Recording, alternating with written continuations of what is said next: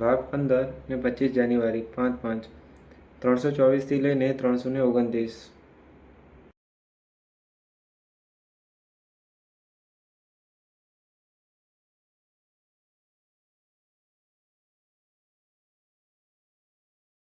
ચૂંટણી પંચના સભ્યની નિમણૂક સ્થળીય સમિતિના ભલામણ મુજબ રાષ્ટ્રપતિ દ્વારા કરવામાં આવે છે.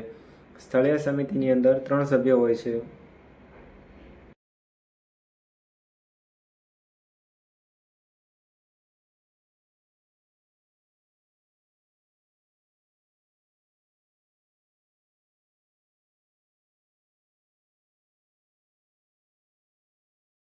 મુખ્ય ચૂંટણી કમિશનરને પોતાના પદ ઉપરથી હટાવવા માટે સંસદમાં બંને ગૃહોમાં વિશેષ બહુમતીની જરૂર પડે છે.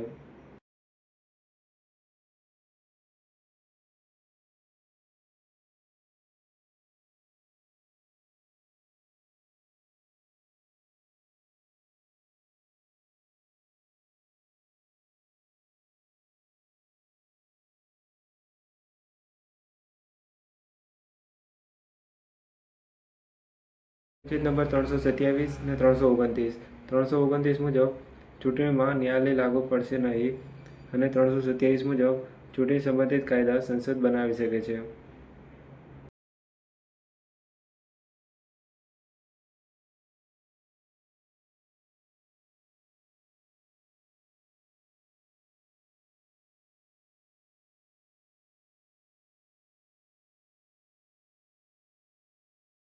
ચૂંટણી પંચના સભ્યોનો પગાર ભારત સરકારની નીતિમાંથી ચૂકવવામાં આવે છે.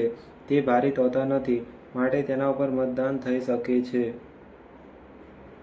આ 3 વસ્તુ યાદ રાખવાનું.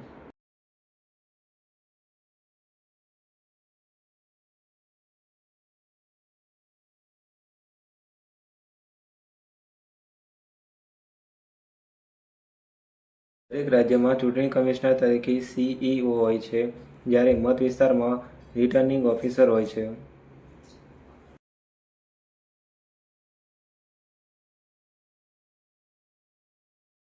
એની અંદર પંચાયત અને નગરપાલિકા.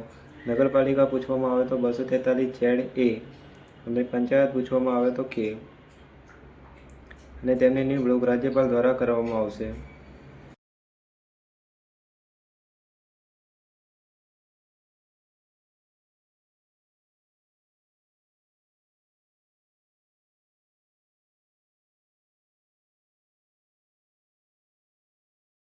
મુખ્ય ચૂંટણી કમિશનરનો પગાર તથા અન્ય 2 ચૂંટણી કમિશનરનો પગાર સર્વોચ્ચ ન્યાયાલયના ન્યાયાધીશ સમાન રહેશે, એટલે કે ત્રણેયનો પગાર એક સમાન રહેશે.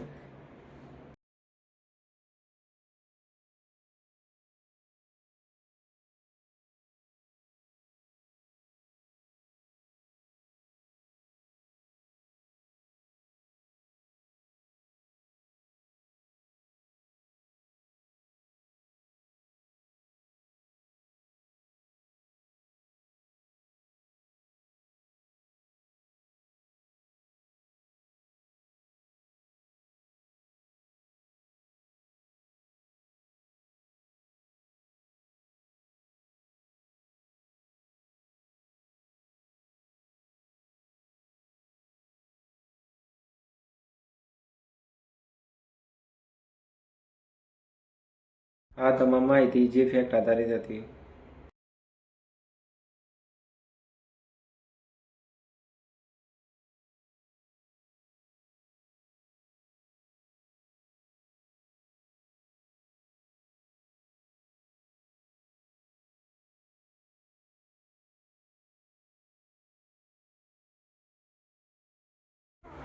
જ્ઞાનેશ કુમાર કેરળ, સુખબિંદર સિંહ ઉત્તરાખંડ, વિવેક જોશી હરિયાણા, સુકુમાર સેન અને રમા દેવી.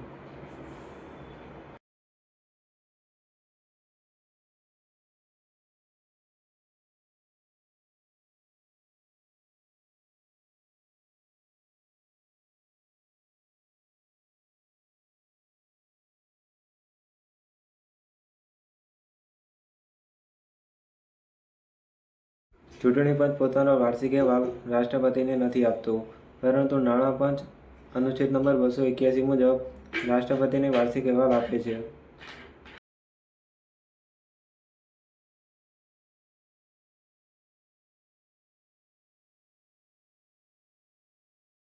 બંધારણમાં ચૂંટણી પંચના સભ્ય બનવા માટે કોઈ લાયકાત આપેલી નથી. ફક્ત IAS અધિકારી જ તે બની શકે છે.